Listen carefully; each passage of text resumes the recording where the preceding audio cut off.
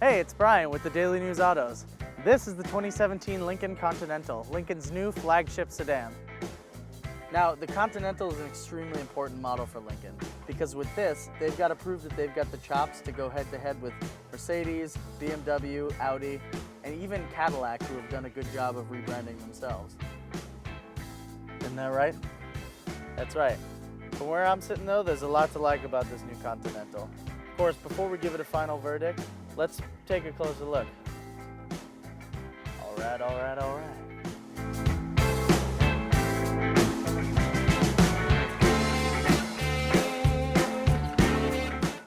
Now the Continental's an all-new model for 2017, which means it wears all-new styling. And for this generation, Lincoln's thrown out all pretensions of sportiness. They've made the car long, lean, and elegant, much like the old Continentals were in the 60s and 70s. There's a new Lincoln signature grille and front fascia, which, I'll be honest, combines some design cues now found on other brands. There are J-shaped LEDs and a big, rounded rectangular grille like you'd find on a Jaguar. 5 headlights in a row as seen on most Acuras, and a little kink in the bottom of the grille not unlike Kia's current design. Overall though, it works for me, and is certainly a head-turner, if only for people trying to find out what it is. The Continental's profile is stunning, with the only shortfall being that a front-wheel drive platform makes for an unfavorable dash-to-axle ratio. And on top of that, I really wish they had gone with suicide doors. Out back, the rear end has a wide stance accentuated by the full-width taillight and long Lincoln badge, not to mention some slight fender flares. I love the detailing all over too, from the Lincoln logo-shaped grille design to the door handles integrated into the trim. Inside, the Continental is all new as well. While there are a few older Lincoln parts in here, for the most part, it gets a pretty special interior design with some really nice new features. As subtle and refined as it is outside, the Lincoln is almost gaudy inside, but in the best possible way. This Black Label model sports the Chalet interior theme, a wild combination of cream and dark brown leather with a two-tone steering wheel and silverwood applique. It's meant to encourage the relaxation of a warm alpine lodge. Whether or not that's the case, it's certainly one of the more interesting interior designs I've seen on a full-size luxury car. The push-button transmission is confusingly mounted to the left of the touchscreen, but other than that, the controls are logical.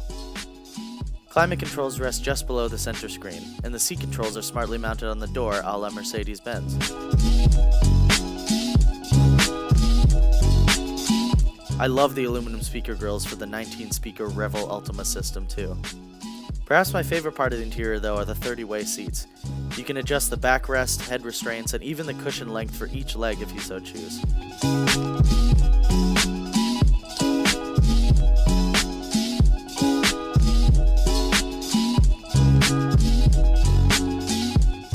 Oh, and they're heated, cooled, and have a massage function in the front and the rear if you get the rear seat package. I think I like sitting in this Lincoln more than my own living room. In terms of technology, this Lincoln is loaded as well. It's got the new Sync 3 infotainment system with navigation, and there's a fully customizable digital display right here in the gauge cluster. The Continental also packs convenient features like Bluetooth audio and phone, voice control, integrated music apps like Spotify and Pandora, and more.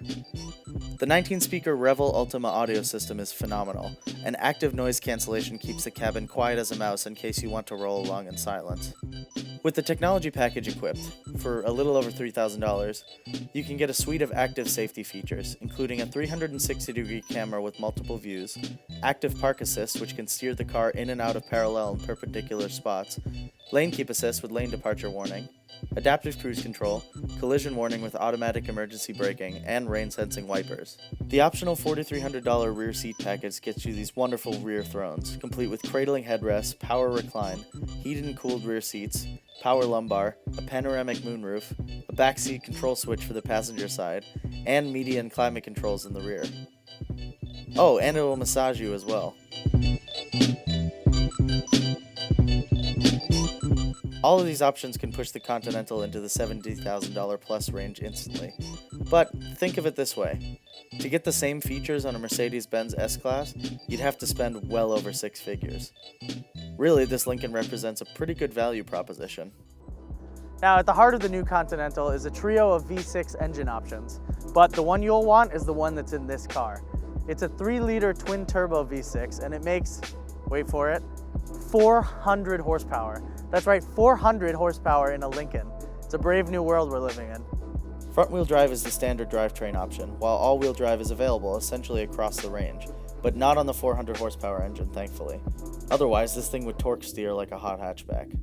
There are active dampers on the suspension to keep things tidy and comfortable as possible, with sensors that read the road conditions 23,000 times per second and adapt accordingly. And there's a dynamic torque vectoring system, which can also distribute power proportionally to either side of the car, and to the front or rear wheels with all-wheel drive equipped. Now, you're probably wondering if the Continental drives just as comfortable as it looks from the outside. And the answer to that question is yes, it really does. The suspension is really compliant, there's minimal road noise in here whatsoever, and on the highway, this car sort of wafts over the bumps pretty nicely. I do have to say though, riding on 20-inch wheels, especially in this Black Label trim, some of the bumps are felt more than others just because of the size of the rim, but for the most part, this is a pretty serene car to drive. It's great if you want to relax. Now, it's at this point I've got to remind you that this car packs 400 horsepower from its twin-turbo 3-liter V6. That's an insane number for pretty much any car, especially one that comes from Lincoln. And when you put your foot down, this thing really, really moves. There's almost no turbo lag whatsoever. And while the 6-speed automatic can take a little bit to get going, for the most part, this car goes from 0 to light speed seemingly in an instant. I do wish the transmission was a little bit more responsive. It'd be nice if Ford and Lincoln could throw the new 10-speed version of their automatic transmission in this thing, but I'm sure that'll be a few years off. Otherwise though, the powertrain is definitely a highlight of this driving experience. And the all-wheel drive system keeps everything in check in the corners, though it is a bit lumbering. Fuel economy does suffer a little bit, as you might expect though, as the EPA rates this at about 19 miles per gallon overall, and I found that to be consistent over my week of testing with this car. Overall though, this Lincoln is as quiet, comfortable, and accommodating as you'd expect for something wearing the Continental badge. And the 400 horsepower engine that you can get is a bit of a party trick. Go ahead and see what it's got at a red light the next time you take it out. It might surprise someone else as much as it surprised me. So, the Continental overall is a valiant effort, and I applaud Lincoln for being bold with the styling and giving it a lot of features to write home about. But as far as stacking up with other luxury cars in this segment, I still think the Lincoln falls just a little bit behind. They're well on their way though. Well, that's all for now. I'm Brian with the Daily News Autos, and we'll see you next time.